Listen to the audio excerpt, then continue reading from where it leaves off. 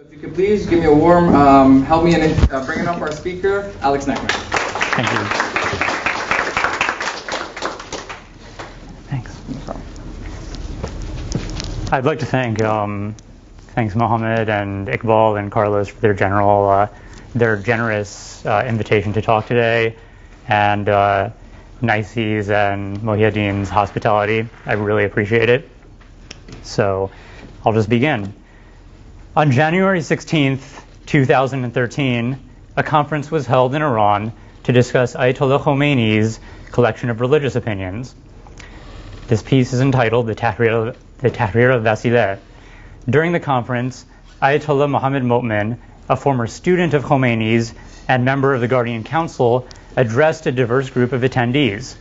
He said, "The Guardian Council's proof for accommodating the laws with the Sharia is Khomeini's tahrir, and accordingly, there is no greater written legacy than the late Sayyid's tahrir."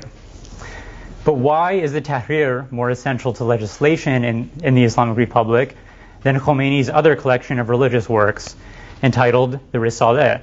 And more importantly, what is the tahrir's relationship to state legislation? At first glance, Khomeini's Risalah appears to be an abridged version of the tahrir. But according to a recent monograph published in Iran entitled Commanding Right and Forbidding Wrong from Imam Khomeini's Perspective, Khomeini's jurisprudence best represents the political revival of commanding right and forbidding wrong. The monograph adds that Khomeini's most important contribution to this revival is found in his tahrir. Ayatollah Amoli echoes this sentiment, testifying that the judicial organs of the Islamic Republic would be crippled if not for the tahrir, because commanding and forbidding are necessary for both state and legislation.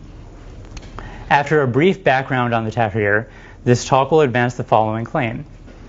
Although political factions intersecting the state have attempted to assert authority by codifying in law, commanding and forbidding, these factions ignore the duty's esotericism, the duty being commanding right and forbidding wrong.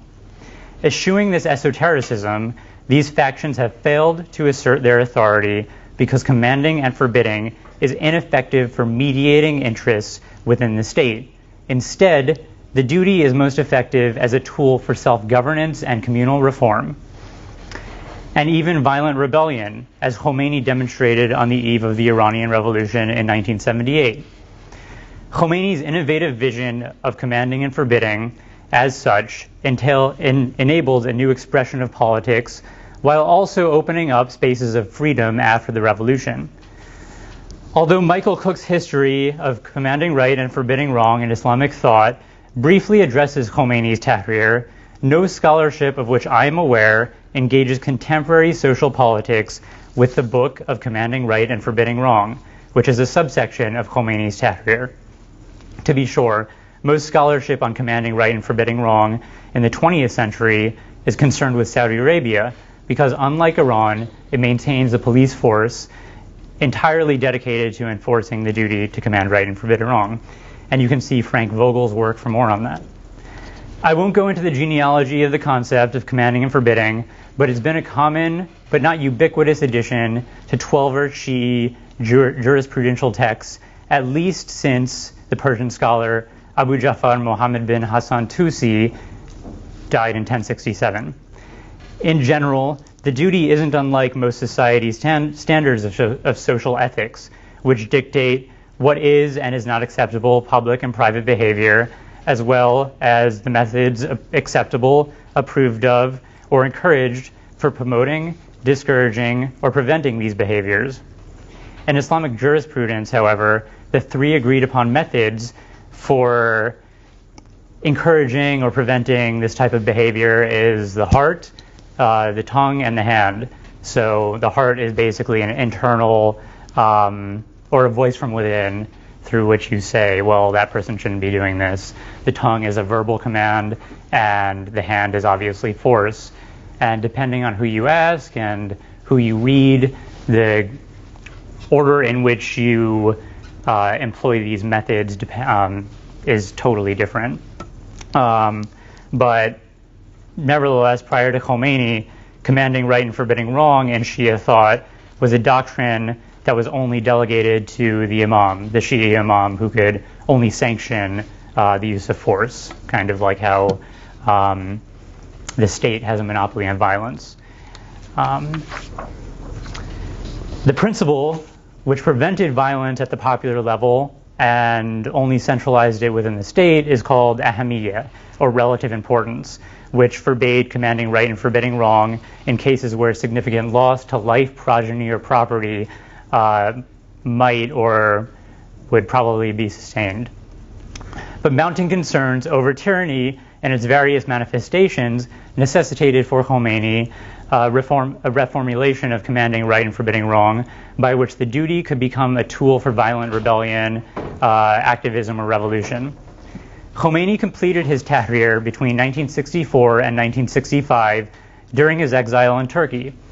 This marked the first time he provided for his followers such a comprehensive resource for religious emulation. And for those of you that don't know, writing a volume in which you answer and ask certain questions related to religion, at least in Shi'ism, is like a rite of passage to become an authority, an ayatollah, or before that, a mujtahid. Now, this was intended as a commentary on Grand Ayatollah Isfahani's Tahrir al-Najat, and Khomeini added to Isfahani's Tahrir al-Najat new sections on insurance, banking, and most importantly for our purposes, commanding right and forbidding wrong. Even Khomeini's posthumous website attests that the Tahrir al-Wasileh contains all necessary sections for Shi'i jurisprudence, and although Khomeini's Risaleh, published later and in Persian, as the Tahrir was published originally in Arabic, contains a section on commanding and forbidding, the Tahrir still has the most comprehensive section on commanding right and forbidding wrong. Khomeini explains the importance of commanding right and forbidding wrong at the outset. He says, "It is commanding and forbidding that sustain all other obligatory duties, and considering them among the obligatory duties is among the essentials of the faith. A person denying them as obligatory and essential duties with full realization of its consequences is deemed a disbeliever, a kafir.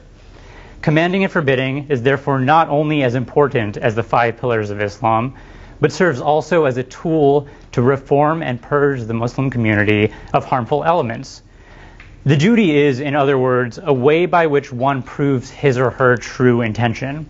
Khomeini continues, "If prayer is damaging for the deeds performed by the hypocrites, they discard it in the same way as they discard the most superior and preferable obligatory duty, i.e. commanding right and forbidding wrong." This is an allusion to his distinction of the esoteric, or batin, and the exoteric, zahir, in worship, which he examined years earlier in his Mystery of Prayer, published in 1939. Amjad Naqavi argues in his translation of the Mystery of Prayer that this distinction between the esoteric and the exoteric is essential to understanding the Ayatollah Khomeini's philosophy, because outward action cannot exist without inward intent, and vice versa. Khomeini explains in the Mystery of Prayer that one can know God neither through his or her intellect nor heart. Nevertheless, a pure heart allows one to get closer to him, to God. Quoting Imam al-Baqir, Khomeini tells us, when Ali bin al-Hussein arose for prayer, his color would change, and when he prostrated, when he prostrated, he would not rise his head until he was perspiring. Despite the importance of inner intent, Khomeini gives us no method for its assessment, so we can't know what one's intent is, but he does define the meaning of intent. In chapter 2 of his book on commanding right and forbidding wrong, Khomeini provides the meaning of intent, where he presents 4 conditions for the performance of commanding and forbidding. The second condition, he tells us, that commanding and forbidding must be permissible, and the action's effects must be probable. If one is certain that neither probability nor permissibility exist, then one doesn't have to perform commanding right and forbidding wrong. To use the words of G.E.M. Anscombe, commanding and forbidding for Khomeini are expressions of intention. A believer's actions, whether a command or forbiddance with the heart, tongue, or hand, express a desired outcome or express an effect for promoting right and forbidding wrong. Anscombe argues that the reasons justifying an order or a command and forbiddance in our case are not one suggesting what is probable or likely to happen, one suggesting what would be good to make happen or an objective. And in the case of commands, the reason lies in the superficial grammar. But, she adds, a command is essentially a sign or a symbol, whereas an intention can exist without a symbol. Here we speak of commands and not the expression of commanding. We speak of the expression of intention. My definition of intention differs from Anscombe's by defining commanding and forbidding as an expression of the intention to promote right and eradicate wrong. In our case, one can command and forbid without a symbol. We can command, or one can command and forbid with one's heart. There's no apparent symbol there. Commanding and forbidding also requires of the performer integrity and truth. Different from a reason, the truth is a product of the believer's honesty with his or herself when assessing action. Khomeini tells us, for instance, that if one believer is certain that another has abandoned right or performed wrong, then one must command and forbid.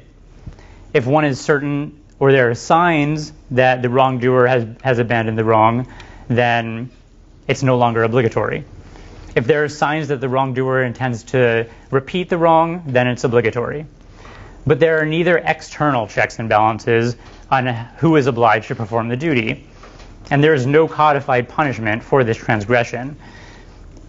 Therefore, the believer must act freely and sincerely. This is why, for Khomeini, personal and communal integrity are essential and hypocrisy is a sin. Hypocrisy is a material and spiritual betrayal of one's community. The above presentations of intent and effect as inner and outer components respectively seem to position takfir, or the act of declaring someone an apostate, outside of the bounds of codified law and positive law's methodology. If commanding and forbidding possess an esoteric quality, an inner quality that one cannot know, as all humans do, then assessing the duty on every level is impossible, through rationality alone at least.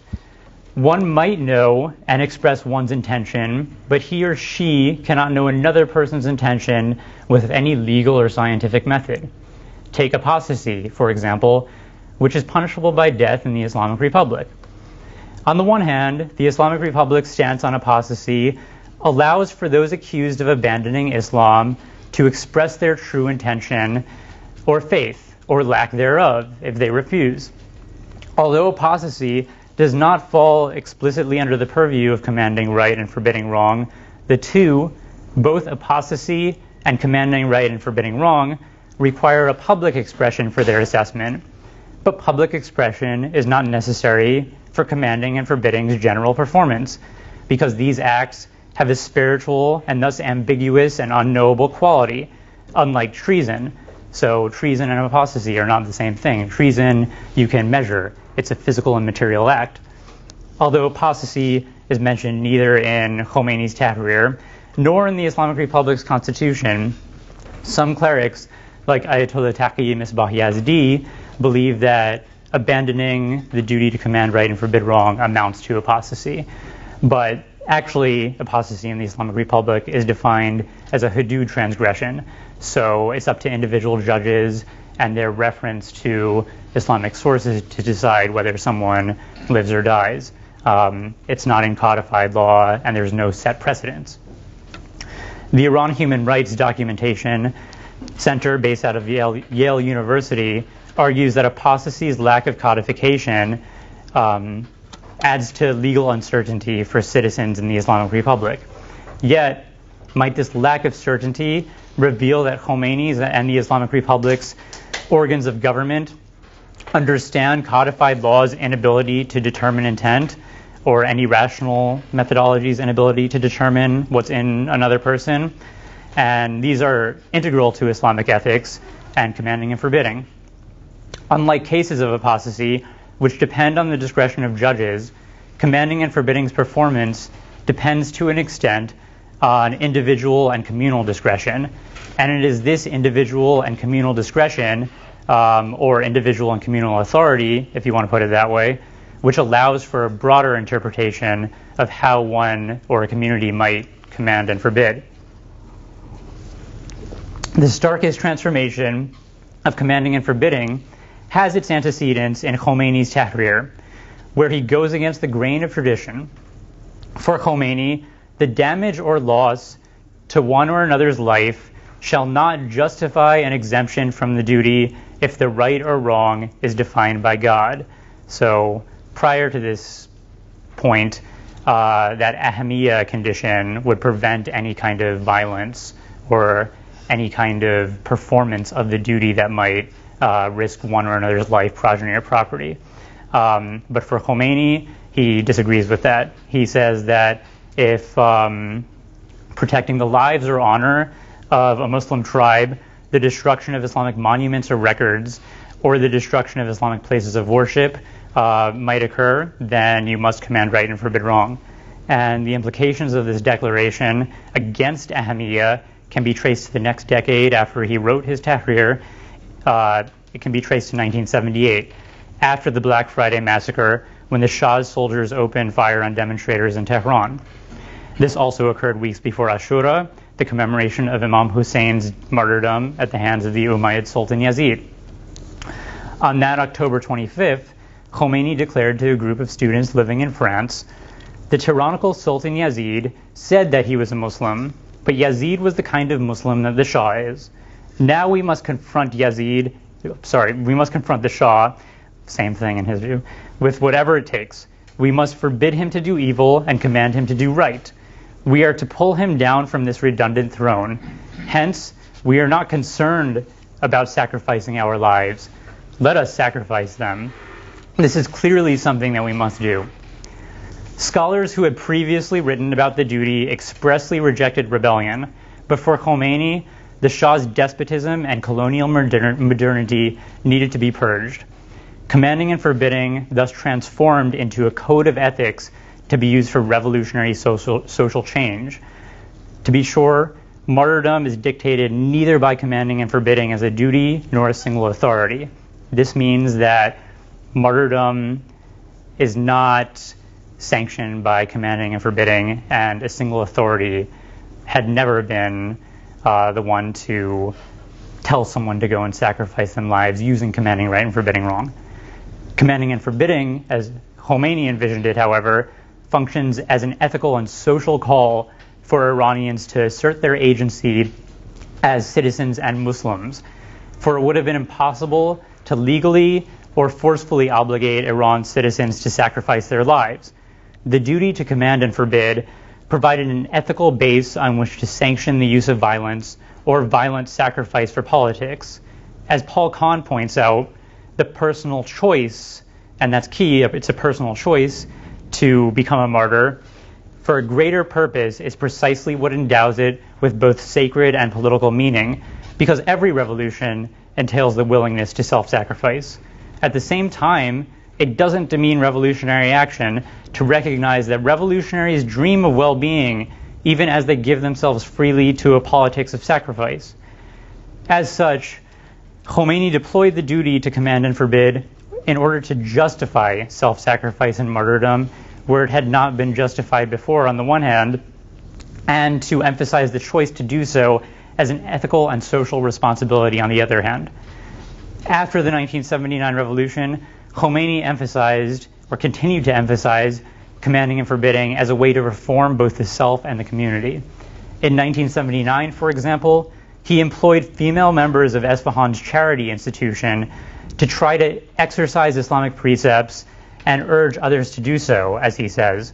A person is obliged to correct oneself as he or she is obliged to correct others. The principle of commanding right and forbidding wrong is to correct society.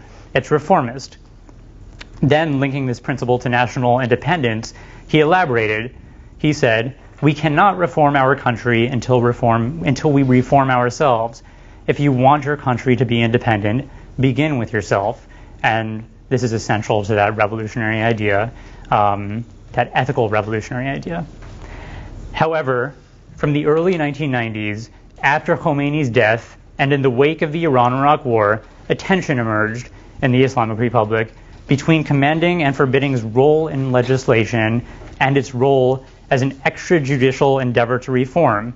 So can you legislate on it, or is it solely in the realm of the communal and social? During this period, some of Iran's leaders attributed to the Basij a unique ability and mandate for enforcing commanding and forbidding. And for those of you who don't know, the Basij is a almost paramilitary group in Iran that focuses on domestic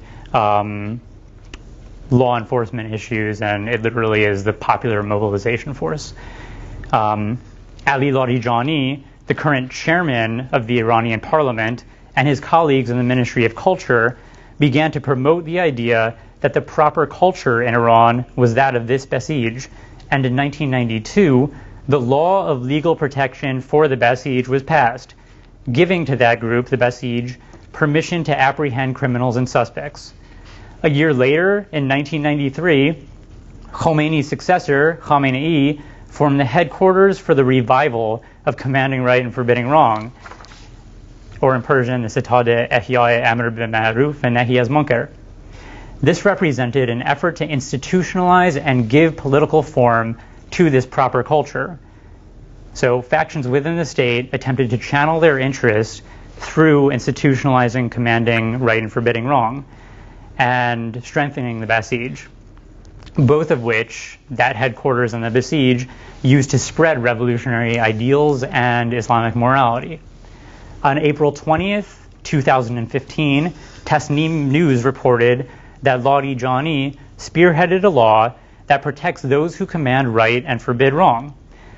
This law was ratified on October 14th, and it's called the Law for Protecting the Commanders of Right and Forbidding Wrong, and Forbidders of Wrong, it's a mouthful, and considers all acts and statements as well as omitted acts or passivity as expressions of commanding right and forbidding wrong. So even if you don't command right and forbid wrong, it falls under the purview of the law. This comprehensive 23-page document allocates services to those who might suffer harm while commanding and forbidding. But codifying commanding and forbidding is different from advocating for simply its consideration in legislation, as Mu'min had done. Indeed, sections of the law for protecting commanders of right and forbidders of wrong do bear some rhetorical resemblance to Mu'min's previously discussed statements, where he proclaimed that commanding and forbidding contain primary and secondary ordinances of the Sharia and the law, which might have the power to change the very form of that law.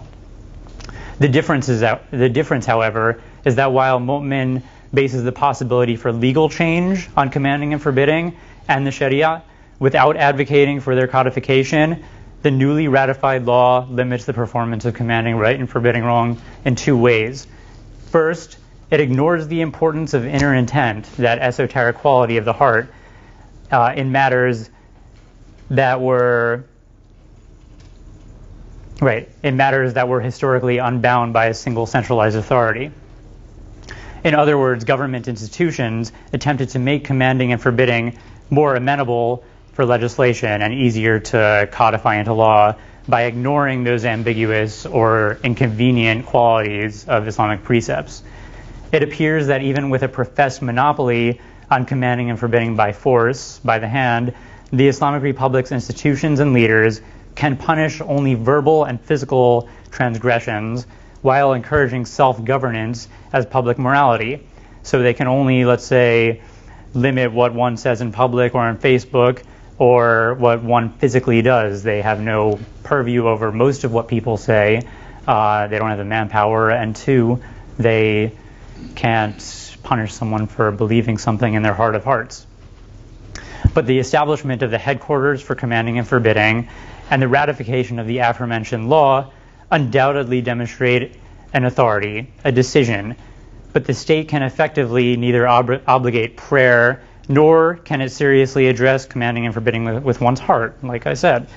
Both are essential components of commanding and forbidding, without which commanding and forbidding is not whole. For that reason, complete authority over that duty is impossible. When considering Khomeini's 1978 command for self-sacrifice, it is perhaps no coincidence that Laudijani's above praise for the Besiege entailed a specific emphasis on the Iran-Iraq War generation sacrifices that constitute the essence of virtuous citizenship. This virtuous citizen is one that embraces martyrdom, not against the state, as Khomeini had done, but in defense of the state. The aforementioned law of legal protection for the Besiege shows the effects of the opposite side of the revolutionary coin, that is, martyrdom necessitated by war rather than revolution. As Article 3 of the law reads, all persons subject to this law, if killed or disabled in the line of duty or because of it, are considered martyrs and veterans and placed under the coverage of the Foundation for the Martyrs of the Islamic Republic and the Foundation for the Oppressed and Casualties of the Islamic Revolution. In other words, those who defend the Islamic Republic in an official capacity from enemies, both foreign and domestic, receive the benefits of martyrdom if they are injured or perish during duty. But the law does not obligate self-sacrifice. It provides a material benefit based on the ethical choice, the personal choice of self-sacrifice, no different perhaps from the Committee on Veterans Affairs in the United States. Perhaps if we look elsewhere, authority over self-governance and enforcing morality might become clearer.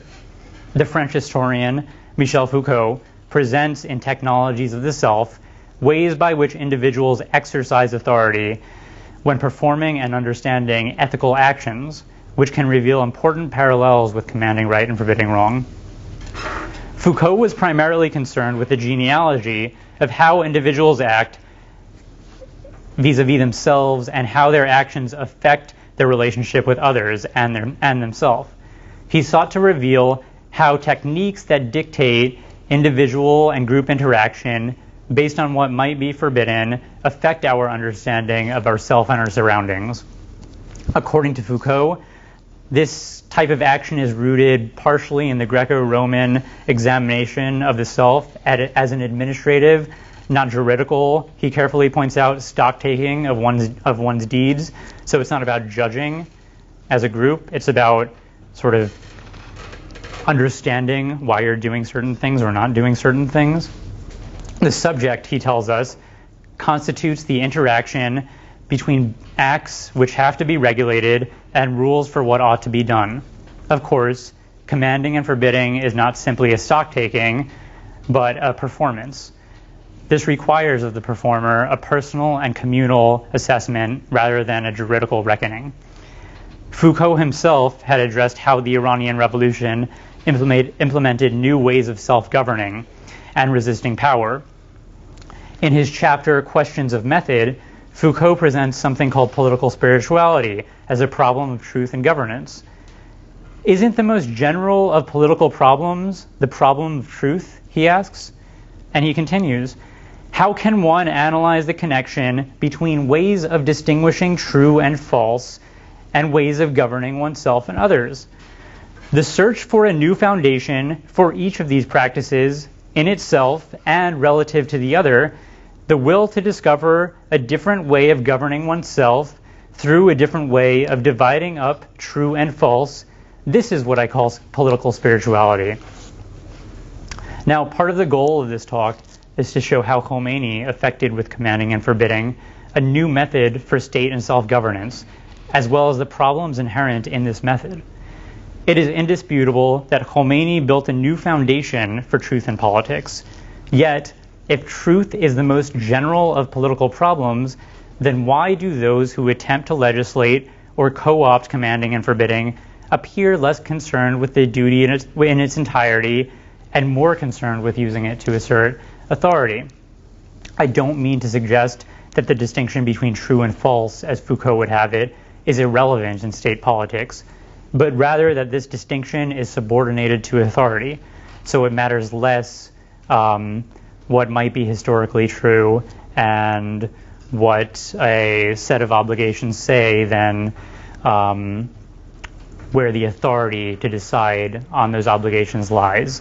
In other words, true and false, like those ambiguous qualities of commanding and forbidding, like the heart, function most prominently in the social realm, a realm in which legislation cannot be wholly effective.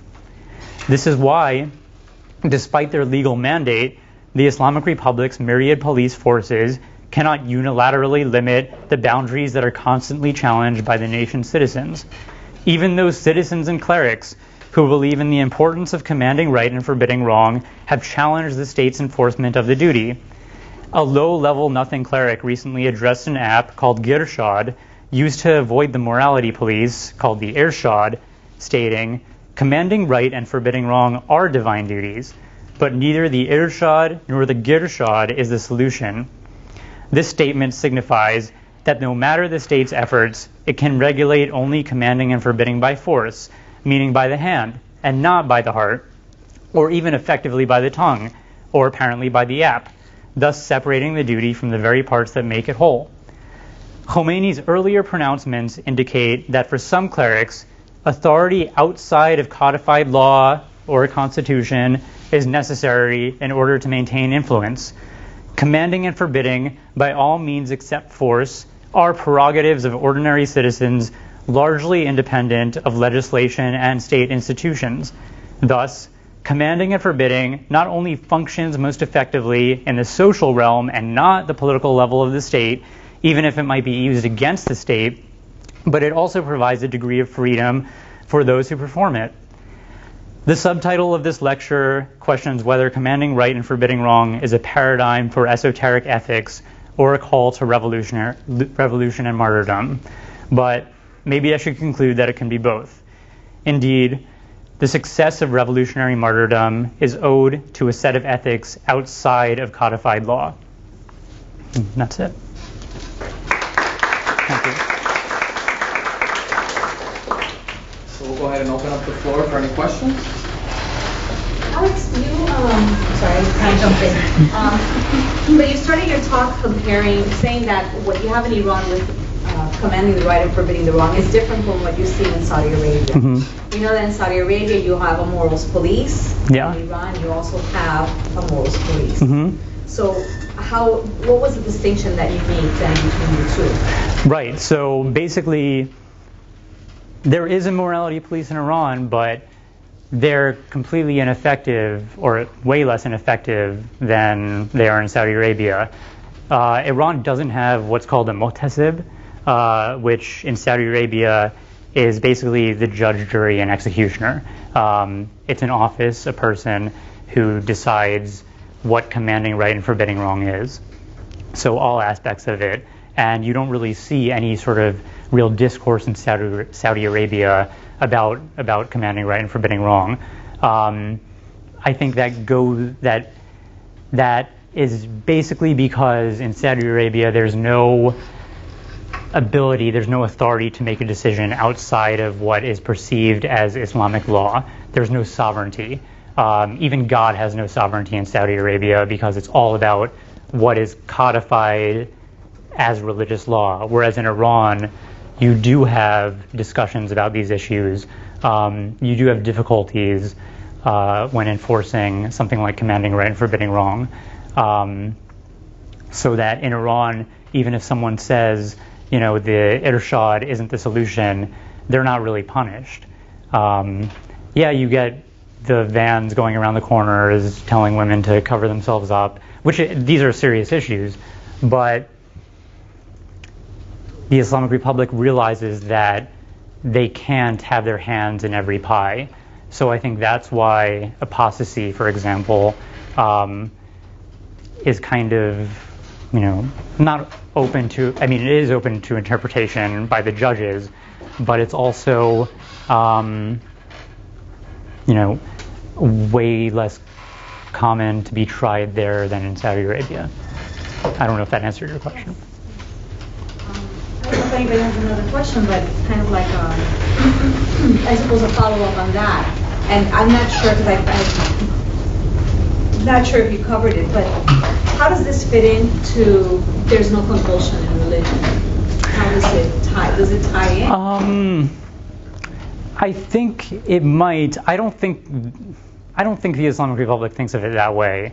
I honestly believe that, so one thing, when you read Khomeini's work, what's interesting is that he doesn't justify his decisions based on a clear methodology that previous mujtahids or Islamic scholars have done. You just don't, you can comb through his work and you won't see much. Yeah, sure, he references the Quran and he might give some justifications, but as opposed to, let's say, if you read Golpaygani or, Tabatabai or even maybe Montazeri, maybe not. Khomeini doesn't sort of have this methodology. He knows it, but his role was as a, and this will hopefully answer your question, his role was as a political theorist and politician, so that there were other ayatollahs around him at the time who were way better schooled in jurisprudence, like Golpaygani. But instead of opening him up to attack from jurists who were better schooled in jurisprudence, Khomeini gave political reasons. It was an authoritative decision. So, you can eat caviar even if it's against the law, or it was against the law. You can have sex change operations. You can, all sorts of things that he opened up without giving a real, Islamic method for, because it was in the interest of the Islamic Republic. That was what he was all about. So, yeah. Everything, as you mentioned, was tied in. When he comes up with this idea in 1964, 1965, this is directed against the government of the Shah. Yeah, I think it is. The rest. So this volume. There are like 3 volumes, and only one section is about commanding right and forbidding wrong, and it's really the only section where he mentions the Shah at all. Only briefly, relatively briefly. So yeah, that section is definitely about the Shah, but the rest of it is just like, oh, which foot do you enter the bathroom with? How many times do you do this and that? Like typical stuff. But he does mention the Shah. And yeah, I think that was clear that he was really, maybe not advocating for revolution at the time, definitely not, but sort of setting the base for some kind of, protest and rebellion. So I just have one question that may just be a clarification on something that I missed. But you mentioned how this commanding the right and forbidding the wrong is a major section of the tahrir of Khomeini, and that this has attracted relatively little critical scholarship, especially in the West, except for that Cook discussion in his own book. And maybe you mentioned this, but why do you think it has been so ignored if it's such a pillar of revolutionary ideology? And you draw this continuity very well, between Khomeini and Badijani in the 90s. Why have people sort of missed this pillar of revolutionary ideology? I think, well, on the one hand, in English language scholarship, people tend to focus on Khomeini's, big works that have become big because of the revolutionary, like Vilayat Faqih, like his Last Will and Testament, even his Risalah. And his Risalah is in Persian. It's like a version of the Tahrir, like I mentioned, but the Tahrir is sort of like, it's not well written. It's in Arabic. I think it's been translated into Persian since, but I think people are only concerned with the sort of sexy parts of Khomeini's political thought. I don't think they're concerned with, his early work. But it is starting to get more attention. Not the Tahrir, but I think someone is translating the Kashf al-Asrar, which was one of his early works in 1943, where he talked about the Shah. The Mystery of Prayer has been translated into English. So I don't think anyone's going to end up translating the Tahrir. I honestly don't think it's worth translating, but I think it's it's a matter of later on looking back, what do we think is important? And there's a discrepancy there between, those in Iran who are concerned with this stuff and in other parts of the world. That's what I think. I don't know. I just have one more small comment, and that's in the title of your talk and throughout you occasionally use the word esoteric, and I know what you mean now. You're using it you're using to translate the word batin, right? Inner. But everybody uses the word esoteric in English in a different way. And yeah. It's a different no, that's. And so, to a lot of people, it may mean mystical or some other meaning that is not actually what you're intending. What you're intending is this, intent of the heart, right? So I would maybe suggest looking for another word, maybe inner or something like that. Yeah, I do use inner, but you're right. I mean, esoteric is esoteric, right? Like, there's no real translation that you can take in English. So it's like your inner self, your inner life, really. Right. Rather than, esoteric often means like symbolic or hidden somehow, and that's not quite the meaning you're looking for. Right. Anyway, it's not a big deal. I just thought maybe I'd pull it up. Yeah, it's a thorny translation issue in English. Yeah, you're right. Exoteric sometimes exoteric means public. It means outward. Yeah. But it's what's available to all versus esoteric is on private view. Right. Right. May I ask?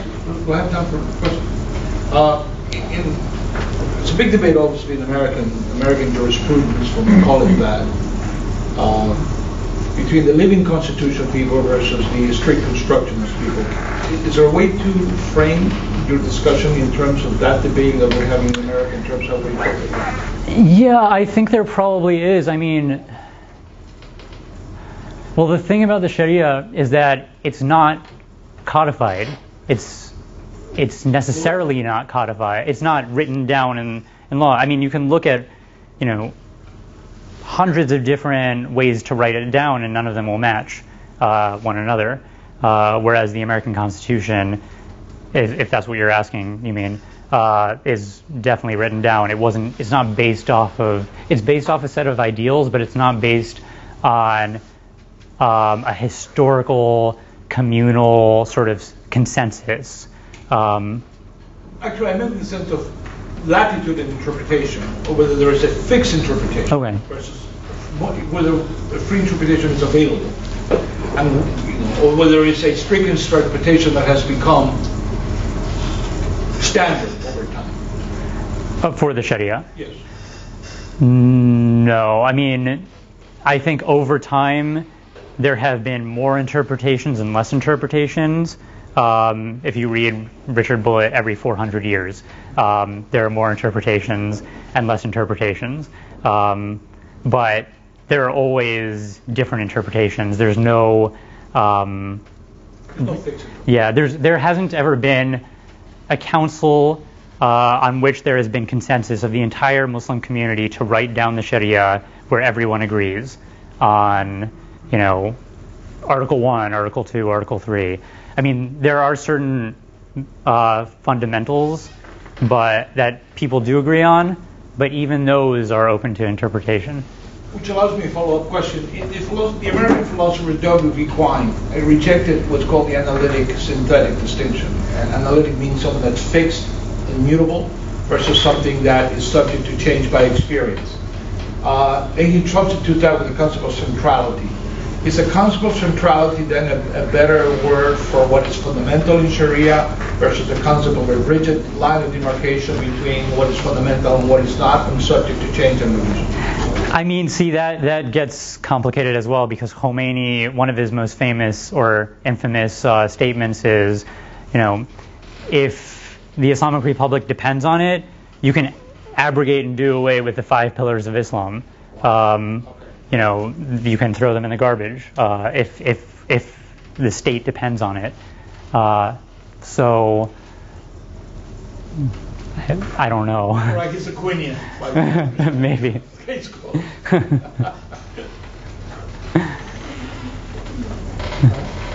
other questions? Oh.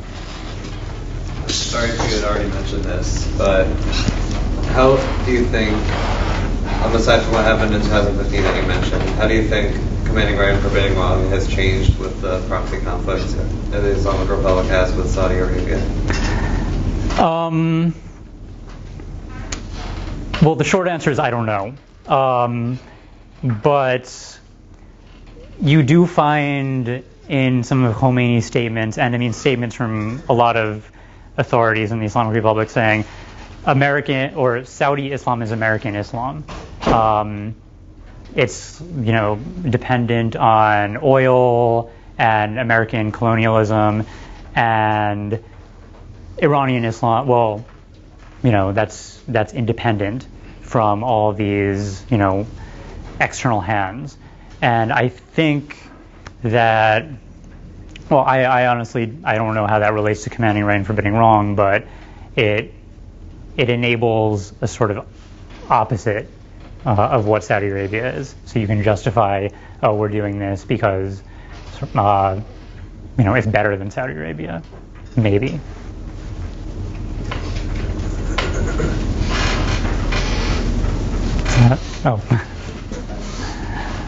I think Khomeini is, if you think about Khomeini's use of the command that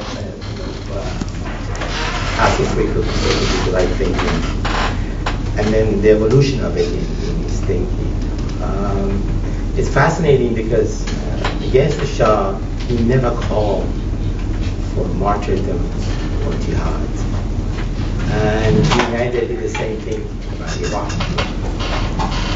I think that's a critical issue. When the country needed the jihad, he never gave the jihad.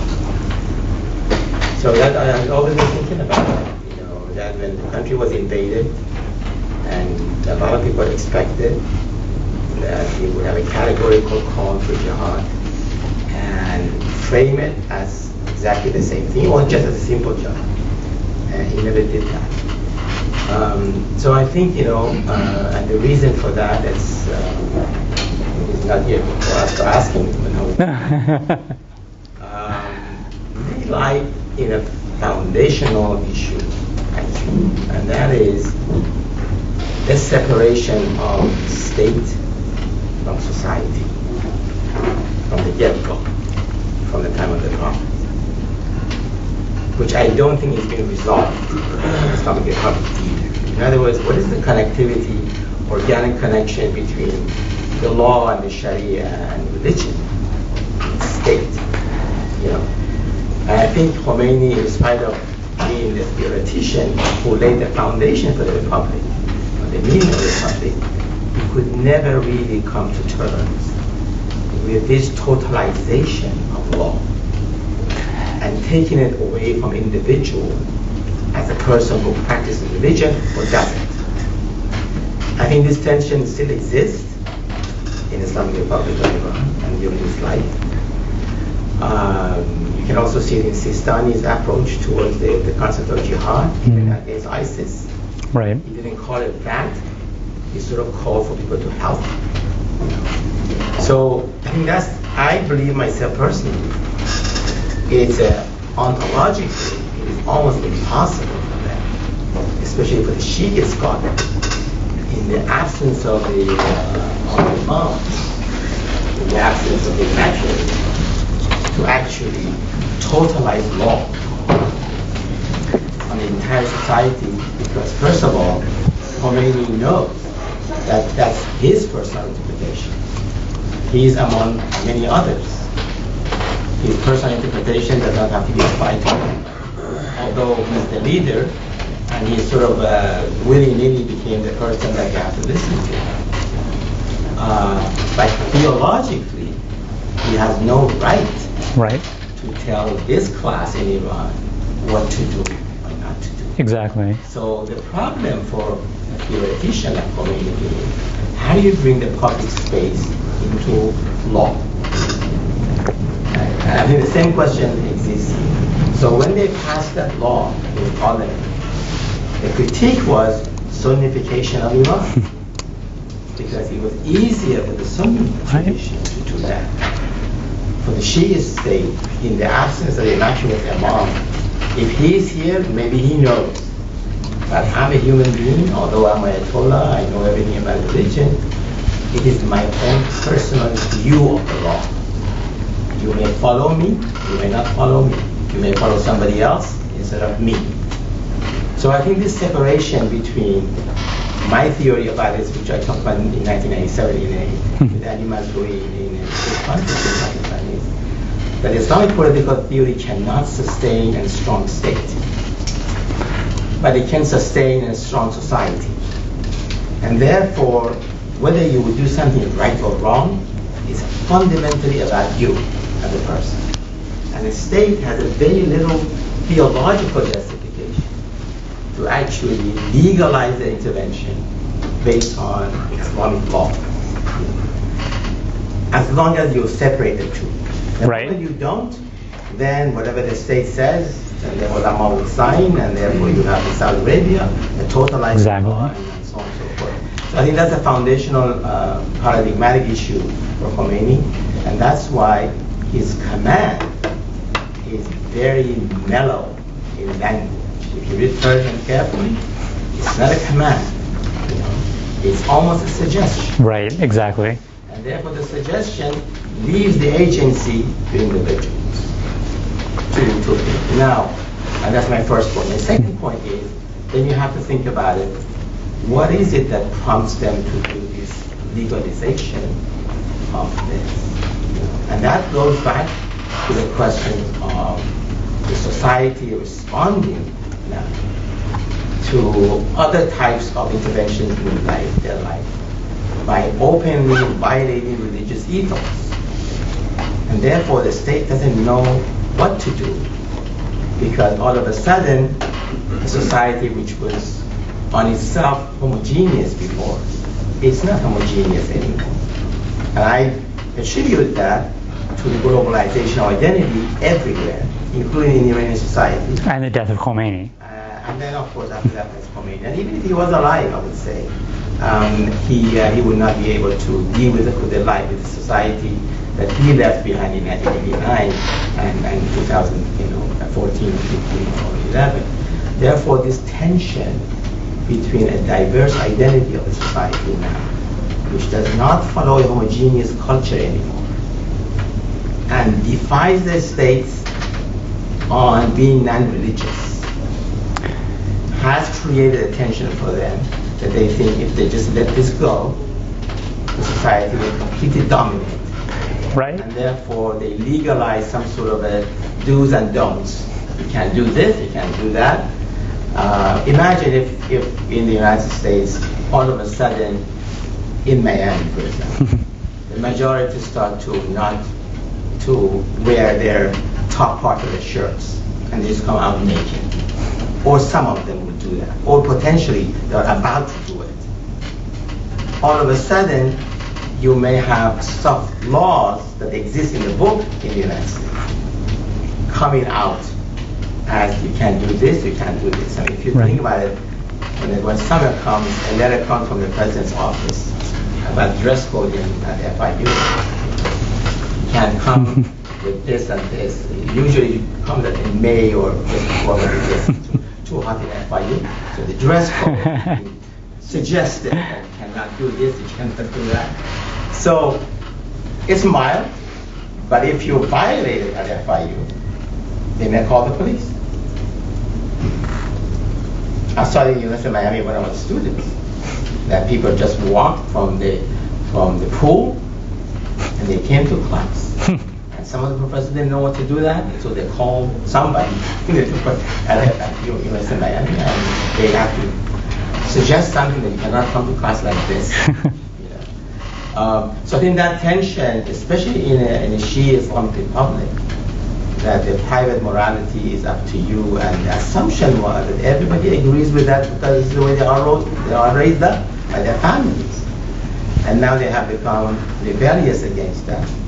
So the tension between political economy of liberalism, globalization, and body as the embodiment of identity has become a foundation for this kind of sheepish law that doesn't really actually be implemented, but it's there. So the two things that I think No, I think you're right. I think, well, Khomeini is, he had said that the private domain has to remain private, and he said, it's not allowed to have unwarranted searches and seizures of the home. Obviously that changed, but there's a clear distinction between public and private, which Saudi Arabia doesn't have. I think you're absolutely right. And this realization, or this recognition in his vilayat al-faqih, in his guardianship of the jurist, that there are institutions in the Islamic Republic of which the faqih, the guardian jurist, is separate from, and you hinted at the fact that Khomeini was very reluctant to enter into all aspects of political life. I mean, it's almost like the Supreme Court in the U.S., right? They're very reluctant. They hated going into the election in the year 2000. So Khomeini was very much like that. But there's this realization that because of the imam, because of the hidden imam, as being the only one who can really establish this totality of law, the perfect law, what we have now is imperfect. It's not like I'm banging my gavel as Khomeini, giving decrees here and there. It's imperfect. And there is a strange temporal space by which the coming of the Messiah is permanently held off to eternity, in which there's freedom in that space before the Messiah. And that freedom, I think, allows for that, public, private domain, this sort of legal uncertainty. But what's interesting, to your point as well, is that it's mainly the non-clerics who are trying to legislate on these laws. It's mainly the non-high level clerics, so like Ladi Jani or Ahmadinejad, right? Ahmadinejad, when he said, I feel the 12th Imam in the room with me, trying to wrest authority from, the clerics like Khomeini's grandson or the others. And that's what the technology of self, like Foucault. Right. When Foucault was so impressed, when he came to Tehran, he was so impressed by this automation of self-technology. Mm-hmm. That people do it on their own. Right. Government does this.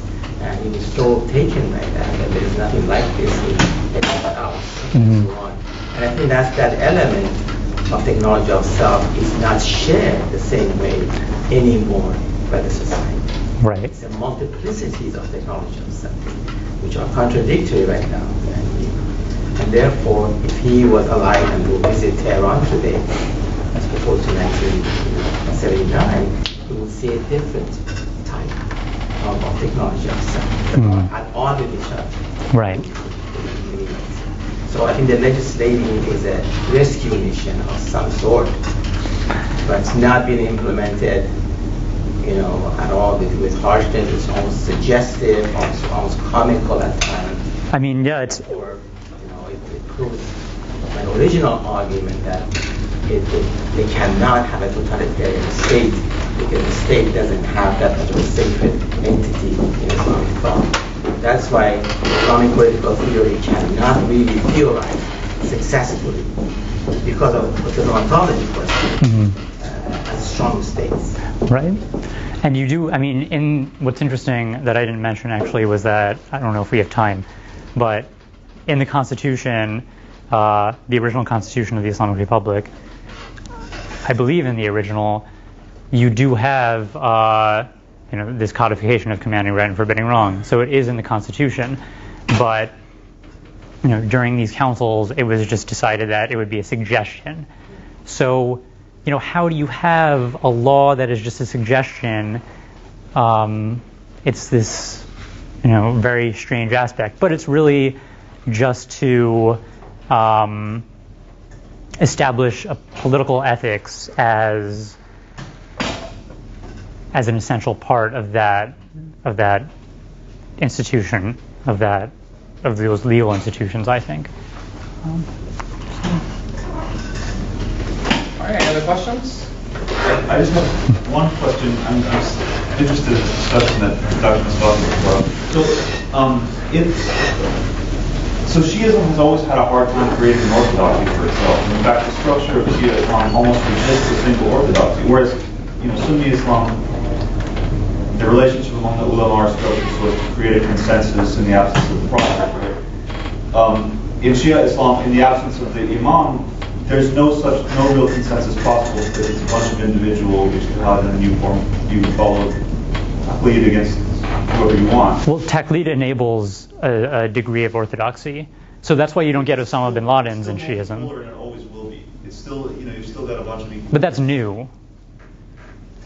Okay, so maybe I need to talk about this more with you later. But I was just wondering to what extent, like, if a real consensus would be reached, if this process that you've outlined could possibly change, because there's an inherent horizon to the way religion, the way the good can be promoted and the wrong forbidden,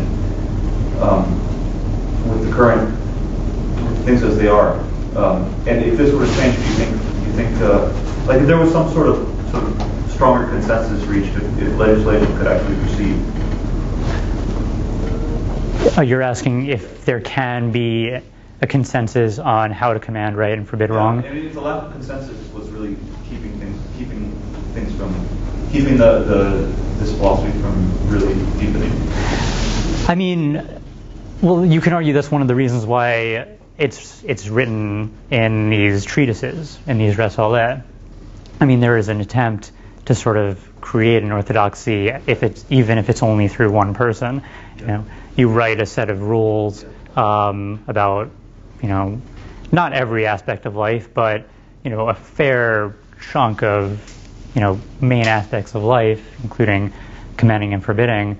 But there's never been a consensus across the board, and I don't think there ever will be. I don't know. I don't know.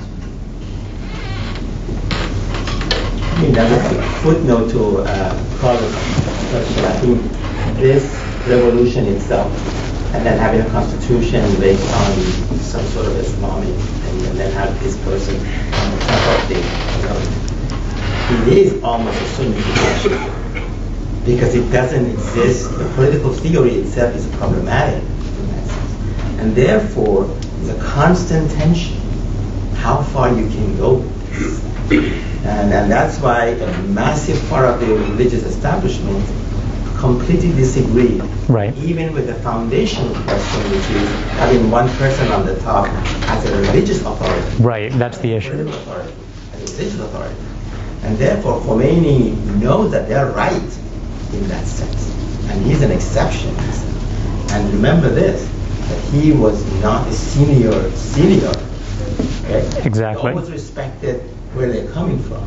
Therefore, you have to be very careful about the boundaries of this. Exactly. And then these boundaries change after his death, and the current leader is much more powerful politically, though he does not have the same religious authority in the minds and hearts of the millions of people.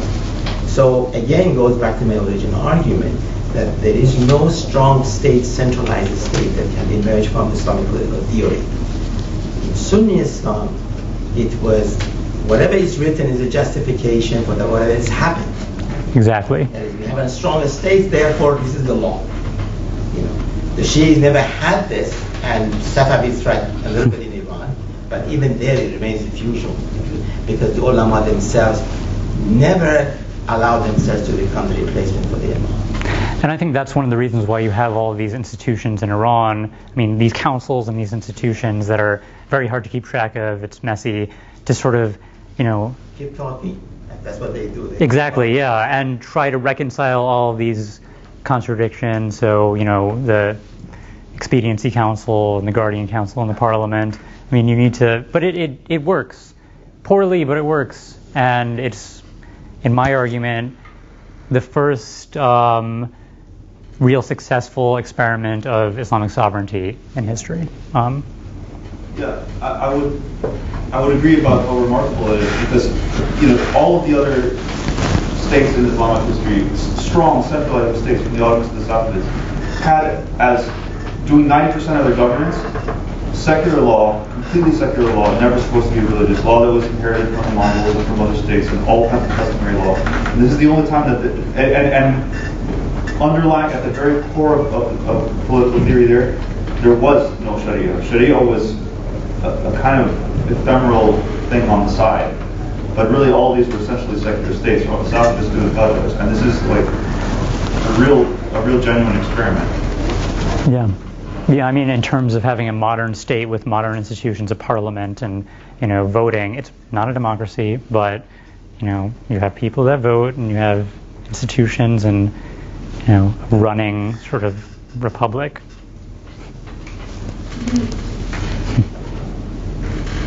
Thank you very much. Thank you. Thank you so much.